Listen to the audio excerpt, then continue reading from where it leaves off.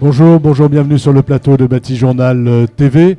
Nous sommes à Nancy, Forum Bois Construction, et ce matin nous allons parler de l'association de deux matériaux biosourcés, le bois et la paille, avec mes deux invités qui sont tous les deux architectes. À ma gauche, Gauthier Claramin, bonjour. Bonjour. Donc vous êtes donc architecte, votre agence s'appelle Dauphin.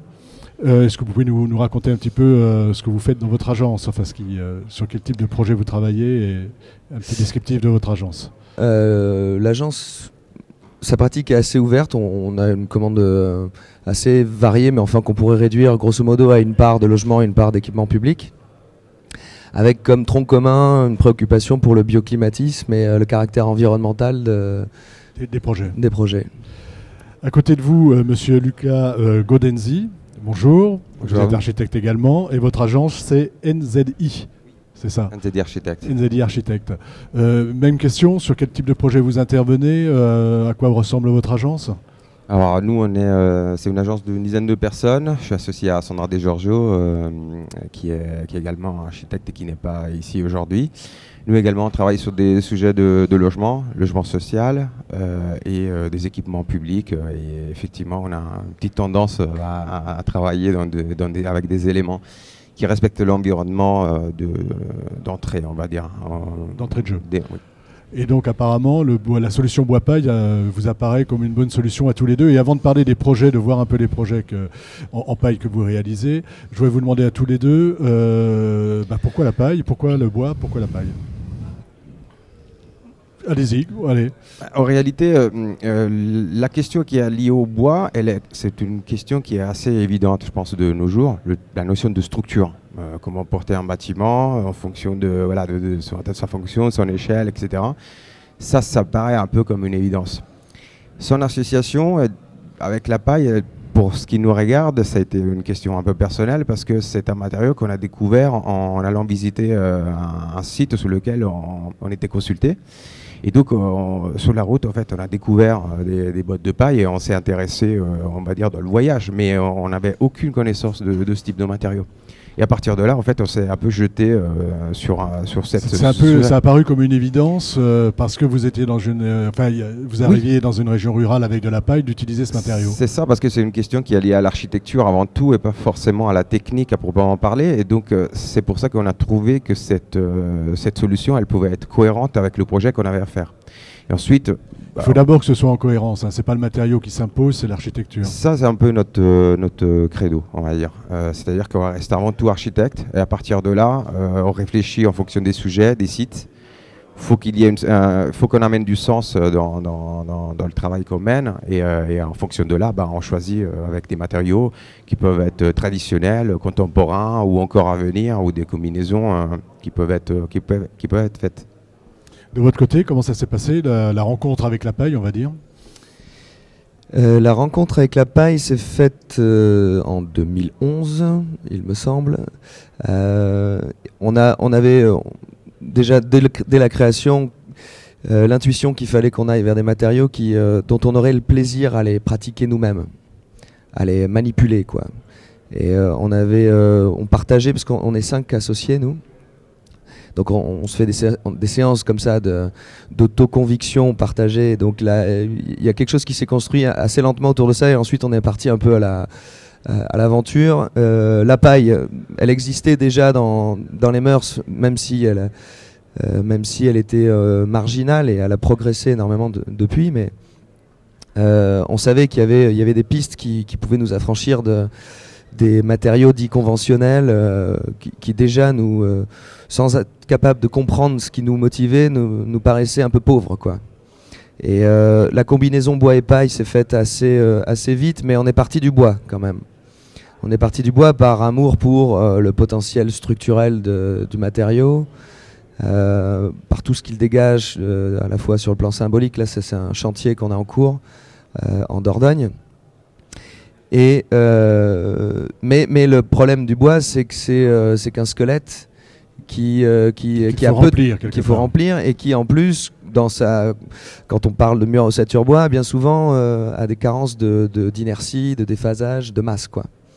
Et le béton, traditionnellement, apporte ce complément de masse, mais ça nous embêtait d'avoir recours au béton. Donc on est passé d'abord par le torchis, figurez-vous, avant de venir à la botte de paille.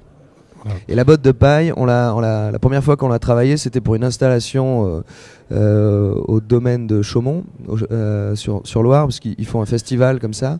Et donc on avait été retenus pour fabriquer nous-mêmes une espèce de tertre, de faux édicules qu'on avait fait en paille porteuse et qu'on avait enduit à l'argile. Et donc c'est ce contact-là qui a déclenché une relation un peu sérieuse, quoi. Je reviens vers vous aujourd'hui. Donc vous en êtes à votre troisième projet, je crois, c'est ça ? Deuxième projet. Est-ce que vous pouvez nous parler un peu de ce projet et finalement de ce que ça vous apporte en tant qu'architecte, hein, et puis après sur le plan technique de ce que ça apporte à l'ouvrage que vous êtes en train de réaliser. Oui, donc il s'agit en réalité c'est une résidence étudiante de 150 chambres. C'est un concours de maîtrise d'œuvre qu'on a remporté en 2015. C'est à Paris, dans le 15e arrondissement. Et en fait, la donnée de base, c'était de réhabiliter un immeuble de bureaux pour en faire des logements étudiants. En première information, on peut réhabiliter avec de la paille.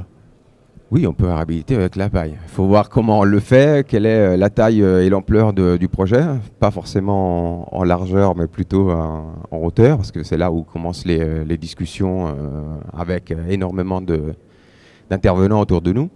Mais oui, on peut faire une réhabilitation avec de la paille.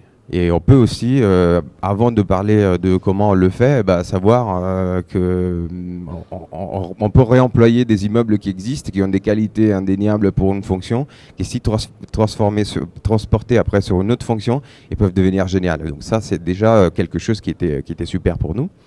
Et ce concours-là, donc c'était en 2015, c'était porté par Paris Habitat, enfin c'est toujours porté par Paris Habitat parce qu'il est en chantier, et puis le Crous, il va le recevoir dans un deuxième temps.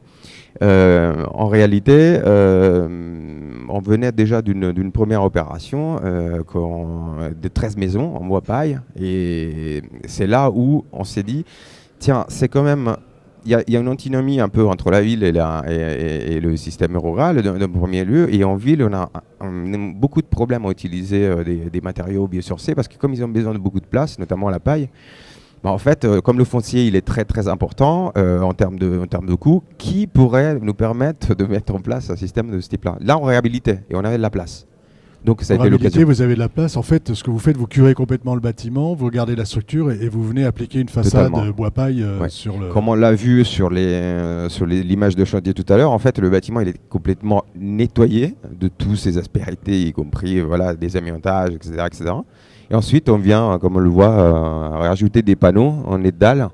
Et donc, on a une séquence comme ça qui se fait étage par étage, qui vient faire une logique d'habillage autour du bâtiment.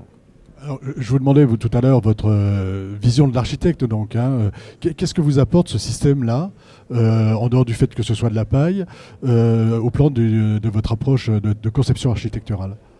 Disons qu'en soi, nous, en termes de conception, on n'a pas des matériaux qui sont privilégiés. Donc, c'est des connaissances qu'on acquiert et des sensibilités qui se mettent en place. La paille en tant que telle, ça nous apporte relativement ces qualités de confort, comme on a parlé, thermique, ça reste un matériau, un isolant comme plein d'autres. L'important c'est qu'elle soit biosourcée, c'est ça qui nous motive. Et ensuite, c'est sa malléabilité et c'est surtout aussi dès qu'on travaille avec des caissons bois à remplir, c'est un peu notre cas. Là, il n'y a plus en réalité de limite spécifique à proprement parler. On peut le remplir de plein d'autres matériaux en réalité. Oui, c'est pas une fixette sur ce voilà, matériau. Oui, tout à fait. Hein, c'est vraiment utiliser le bon matériau quand on peut l'utiliser. Bien sûr. C'est vrai qu'on n'a pas parlé de l'intérêt au niveau du bâtiment thermique, acoustique, d'utiliser de la paille parce que ça paraît un petit peu comme une évidence aujourd'hui déjà. Pour l'acoustique, il faut peut-être apporter quelques compléments. Sur la thermique, effectivement, c'est très bien. Sur ces appels, allez-y. Ouais, c'est connu de tous d'un certain milieu. Hein, oui, alors c'est vrai qu'on a tendance à jargonner, donc il faut faire attention. Revenons, allez-y sur les propriétés. Sur l'intérêt du matériau, cette fois-ci, vraiment dans ses propriétés. Quelles sont ses propriétés et qu'est-ce qui lui manque ? Bon, il lui manque pas grand-chose parce qu'on arrive presque à le rendre porteur, mais même si c'est un peu encore marginal aussi. Ses intérêts, donc, ils sont à plusieurs égards, mais c'est cette combinaison entre performance d'hiver et d'été qui le rend assez unique.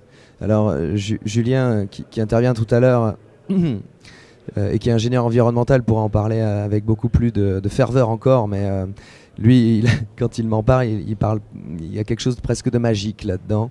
Alors du coup, parfois on est un peu méfiant, parce que ce qui est magique, c'est pas normal.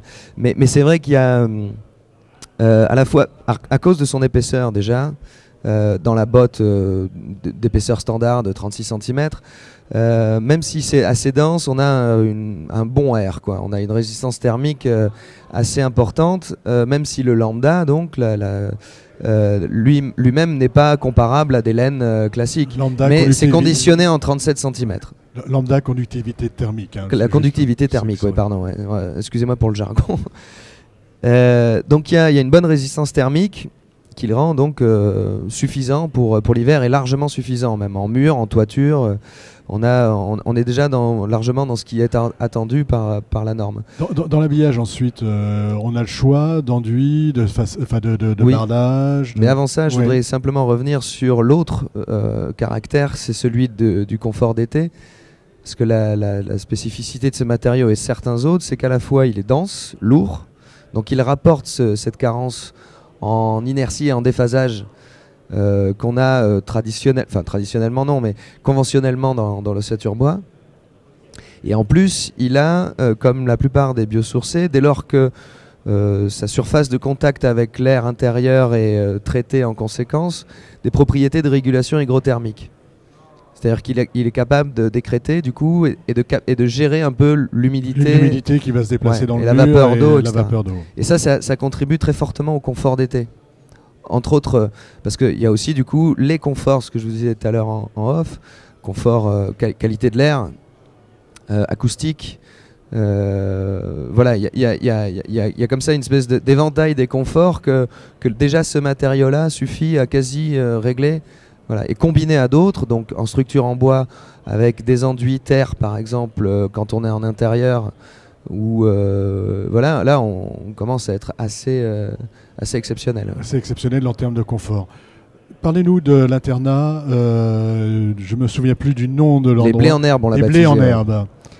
Alors il s'agit d'un internat pour un lycée agricole. Là, on a une image de chantier, on a un petit aperçu là. Pour un lycée agricole, donc là pour le coup, un site rural hyper ample. On avait vachement de place pour s'installer, peu de contraintes, vraiment aucune contrainte. Et on a été retenu sur la base d'une procédure adaptée qui quand même nous permettait de faire une annonce sur la technique qu'on allait employer, disons de façon un peu plus large, les dispositions architecturales qu'on souhaitait prendre. Et la région, l'ancienne région Poitou-Charentes, elle souhaitait que ce soit un bâtiment BPOS mais pas certifié, c'est-à-dire donc sans avoir forcément l'alourdissement de la quantité d'énergie, surtout renvoyée au réseau. L'idée, c'est de faire une enveloppe vraiment efficace pour, là, en fait, pour être sur du low cost en termes de... Voilà, c'est ça. On a attrapé la question du BPOS par la passivité, l'extrême passivité en fait. Et l'autonomie en quelque sorte. Donc il y a quand même un peu de photovoltaïque, mais qui est supposé nous faire une balance nulle. Voilà. Et puis il fallait faire du biosourcé, mais c'était à peine annoncé. On était en décembre 2015, je crois, on a été retenu. Avant donc l'expérimentation et plus c'est moins pour laquelle on nous demande de venir aujourd'hui. On est parti dans cette réflexion de façon empirique et assez décontractée, je dirais, avec entre autres notre collègue Julien qui est ingénieur environnemental, donc 180 degrés, et puis les autres membres de l'équipe. On n'avait pas d'exigence, on n'avait pas de contraintes fortes de label, etc., de certification. Donc on a pu modeler un peu à notre façon ces questions de performance, voilà, et de qualité. Si on parle technique, alors si on parle architecture, pareil, même question que tout à l'heure, qu'est-ce que vous permet ce mode constructif ? Bon, alors si on ne parle que de la paille, il s'agit effectivement d'un isolant seulement, donc, mais un isolant sur lequel on peut faire un enduit aussi. Donc selon le parti pris, si vous voulez, on peut décider de le retourner, de l'ouvrir soit à l'intérieur, soit à l'extérieur. Là, vous l'avez ouvert à l'extérieur. Là, on l'a ouvert à l'extérieur, même si en fait, c'est pas la façon la plus radicale d'exploiter les propriétés du matériau. Quand il est ouvert à l'intérieur, il est plus efficace encore. Mais là, on avait décidé de l'ouvrir à l'extérieur pour une raison qui m'échappe aujourd'hui, mais on avait la volonté de fabriquer un objet très, très lourd, très rugueux, massif, et on voulait exploiter un peu cette irrégularité que produit la paille, parce que les gens ont l'habitude de la dresser, mais on peut aussi la laisser un peu irrégulière, et donc on profitait de cette surface pour fabriquer quelque chose d'assez rocailleux. Avec un enduit de terre, enfin on a un enduit teinté de terre ouais. sur la paille. C'est un chaussable, mais avec un peu de terre. Ouais. D'accord. Donc là, on a vu beaucoup de possibilités constructives et pas forcément du caisson, pas forcément de l'intérieur. On peut le mettre à l'extérieur. Est-ce qu'il y a d'autres systèmes que vous expérimentez aujourd'hui avec la paille et éventuellement avec d'autres matériaux biosourcés? Disons que après la pratique de ces deux projets-là et la quantité en fait d'intervenants qu'on a tout autour, et il y en a beaucoup. Les maîtres d'ouvrage, c'est ceux qui écoutent parce qu'ils ont un réel intérêt, ils voient pourquoi ces choses-là existent, enfin pourquoi on devrait construire de telle manière. Mais le maître d'ouvrage, là, en l'occurrence Paris Habitat, est très intéressé parce que vous. Bien sûr. Enfin, oui. J'imagine s'il a dit oui, mais. Oui, non, mais pas uniquement pour ça. Ça c'est secondaire. Ouais. Disons que ce qui les intéresse, effectivement, c'est d'expérimenter quelque chose en logement. Que ça soit social, et là pour l'instant, pour l'occasion, c'est une résidence étudiante, mais il y a un réel intérêt aujourd'hui à construire de telle manière. Le bois, je pense que c'est comme on le disait tout à l'heure, c'est d'entrée, c'est quelque chose qui doit commencer à être une vraie alternative. Sur la notion d'isoler, voilà, c'est un peu, voilà, le panel il est un peu plus large, comme on l'a dit tout à l'heure. Moi, ce que je pense, c'est qu'à un moment donné, vous aviez aussi posé la question de qu'est-ce qui manque, pas forcément comment l'utiliser, comment l'expérimenter, c'est que l'expérimentation, à un moment donné, elle est bloquée par autre chose. Elle est bloquée par la notion de la norme. Et c'est bien qu'on ait des contraintes, parce que je pense que les archis, s'il n'y a pas de contraintes, ils ne savent pas travailler. Mais à un moment donné, s'il y a un chemin commun vers la volonté de construire autrement, et c'est ça qui est intéressant, c'est pas de construire avec tel élément ou tel élément, c'est comment on pourrait faire autrement pour que ça se passe un peu mieux pour tout le monde. En fait, il faut se réunir autour des tables, pas pour priver ou pas pour arrêter ou pour dégager des responsabilités, mais plutôt pour accompagner, pour développer et faire en sorte que les questions que vous posez aujourd'hui, est-ce que vous avez utilisé ce matériau-là pour l'expérimenter un peu autrement, et qu'on puisse vous donner très naturellement une réponse de oui, ou il y a d'autres possibilités, parce que les possibilités, elles sont vraiment réduites, parce qu'on ne peut pas faire tout ce qu'on veut, et il suffit de monter un étage de plus de ce que... Voilà, là, en l'occurrence, pour le projet parisien, on vous a demandé une ATEX. Oui, bien sûr. Oui. Nous, pour un projet, on a fait un test le pire. Test le pire, voilà. Alors là, c'était une question que je voulais vous poser aussi sur l'aspect feu. Donc là, il y a encore des freins, on va dire, à l'utilisation de ce type de choses. Il y a énormément de freins. Il y a énormément de freins. Bien sûr. C'est une mœurs française, mais ouais. Voilà, vous-même, vous participez un peu à faire connaître le matériau, ou en tout cas sur cet aspect lever les freins. Nous, on est présents pour se battre, en fait. Si on doit résumer ce que les architectes font aujourd'hui autour de cette notion-là, ça, vous pouvez être sûr que les derniers résistants, c'est un peu nous. On a énormément d'intervenants. On est là avec tout le monde pour démontrer que les choses peuvent être lues autrement, parce qu'en fait, ça joue sous les mots énormément de temps. Donc oui, on est présent, parce que si on veut porter un projet et qu'on imagine un projet, c'est pour qu'à la fin de l'histoire, on arrive à le construire de telle manière. C'est pas une question d'ego, etc. C'est une question de cohérence pour la première, disons, au premier abord. Et le deuxième, c'est qu'il existe une réelle possibilité et que les responsabilités, on peut les partager pour que les choses soient faites autrement et qu'on puisse les construire autrement, tout simplement. La TEX aujourd'hui, ça se passe, c'est avec le CSTB, c'est avec l'entreprise. Oui. Ça se passe bien. Enfin, je veux dire, dans le sens, le matériau, le système est bien accepté. Ça se passe bien. J'espère que ça va, à la fin du jeu, ça va bien se passer. Mais aujourd'hui, les portes, elles sont pas forcément ouvertes. Donc, on accompagne l'entreprise pour le faire. On fait des réunions avec le CSTB. On discute avec des bureaux de contrôle. Mais je peux vous dire que voilà, c'est pas un métier simple. Et c'est ça qui le rend passionnant, mais on n'est pas tout de suite, on a presque jamais, dès qu'on sort un peu du cadre, on n'a jamais la porte ouverte ou un accompagnement, quoi. Voilà, c'est ça. Il faut il faut y aller. Il faut se battre. Il faut Totalement, totalement. On arrive un petit peu au terme de nos échanges. Donc, je vais vous demander à tous les deux une petite conclusion en termes d'ouverture sur ces aspects paille, mais pas que paille. On peut parler de chanvre ou d'autres choses. Comment vous voyez, vous êtes des jeunes architectes, comment vous voyez ce recours aux matériaux biosourcés dans les 10 prochaines années, on va dire, si on fait un peu de prospective. Est-ce que c'est quelque chose qui va vraiment se démocratiser ? Ouais, je suis très optimiste. La preuve en est, c'est que ça suffit à faire vivre notre agence, par exemple. Donc, il y a pas mal de curseurs qui semblent aller assez frontalement dans cette direction. Bon, reste que la RE 2020 va provoquer aussi des réactions de la part des gros faiseurs de matériaux conventionnels et qu'il faudra se battre encore. Mais ils y travaillent. Dans l'intervalle... le support réglementaire au profit de ces solutions-là, c'est quand même vachement consolidé.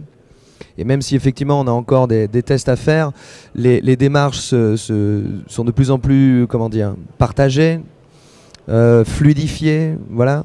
Parce qu'effectivement, c'est bel et bien le levier réglementaire qui est le plus lourd à manier, mais lui-même, on sent que voilà, il y a un peu de roi. Ouais, il y a un peu d'huile là, il y a un peu de. Enfin nous, je voulais revenir quand même un peu là-dessus, mais on a fait un test le pire, un truc où on fait flamber le mur sur 2 étages là à Saint-Denis, je sais plus où ça s'est passé, au Cérib là. Donc on était un petit peu aussi anxieux du résultat parce que le chantier avait démarré, tout était engagé, c'était un privé qui mettait quand même 70 000 € sur la table pour ça. Et ça s'est bien passé. Le résultat est très bon. Parce qu'on sait que le potentiel est vraiment là. Donc voilà, c'est juste qu'on cultive cette espèce d'anxiété enfin, la culture du risque en France. Moi, je trouve qu'elle c'est un peu le truc du verre à moitié vide, à moitié plein, quoi. D'accord. Donc l'essai de voilà. pire, Donc ça, on sent que ça se transforme un peu. Quoi. Les appréhensions disparaissent. Donc positif. Et de votre côté ? Moi, je partage tout à fait cette vision. Je pense que le chemin à faire, il est encore un peu long parce que sensibiliser, c'est un travail de longue haleine. Il y a des secteurs qui ne sont pas encore forcément affectés par ça. Il y en a d'autres qui sont comme des éponges. Ils prennent tout ce qu'il y a à prendre. Et ça, c'est quelque chose qu'effectivement, pour l'avenir, c'est super. Il suffit de voir ce qu'il fait France 2024 pour les Jeux Olympiques. Qui ramène parce que le bois en soi c'est un matériau biosourcé, c'est pas un isolant mais c'est un matériau biosourcé, donc cette énorme volonté de sensibiliser, de construire la ville autrement, déjà ça prend du point de vue médiatique une ampleur qui va au-delà en fait de nos propres exercices dans nos agences. Donc il est clair que cette sensibilisation là elle va apporter une connaissance, parce que c'est ça qui pourrait manquer à des décideurs qui pourraient être un peu qui pourraient être ancrés sur des techniques traditionnelles, mais la technique traditionnelle elle existe aussi, donc il faut la respecter, mais il faut savoir construire autrement. Merci, ce sera le mot de la fin. Merci beaucoup d'être venu sur le plateau de Bâti Journal TV, une émission donc à retrouver sur notre site internet Bâti Journal TV et sur les sites de nos partenaires France Bois Forêt et bien sûr le Forum Bois Construction. Merci à vous d'être venu jusque là.